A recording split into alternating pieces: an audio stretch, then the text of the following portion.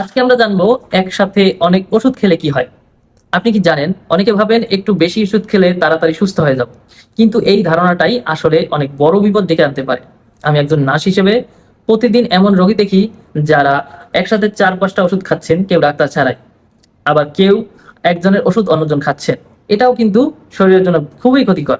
একসাথে অনেক ওষুধ খেলে শরীরে যা হয়, এক ওষুধ আরেক ওষুধের কাজ নষ্ট করে দিতে পারে, অথবা দুটো মিলে শরীরে বিষের মতো কাজ করতে পারে। এটাকে ডাক্তারি ভাষায় বলে ড্রাগ ইন্টারাকশন।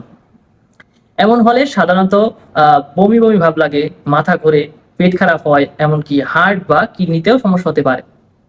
অনেকে অনেক সময় মানুষ বুঝতেই পারে না যে এই সমস্যাটা ওষুধের কারণে হচ্ছে। তাহলে কি করবেন? প্রথমত, কখনো নিজে নিজে একসাথে অনেক ওষুধ খাবেন না। দ্বিতীয়ত, আপনি যে ওষুধগুলো খাচ্ছেন সেগুলো একটা তালিকা রাখুন এবং ডাক্তারকে দেখান। তৃতীয়ত, কারো দেখা দেখি ওষুধ খাবেন না, কারণ একজনের জন্য যেটা ঠিক আপনার জন্য সেটা ক্ষতিকর হতে পারে। আর যদি ওষুধ খাওয়ার পর হঠাৎ শ্বাসকষ্ট, বুকে চাপ বা মুখ ফুলে যায়, তাহলে দেরি না করে সঙ্গে সঙ্গে ডাক্তার দেখান।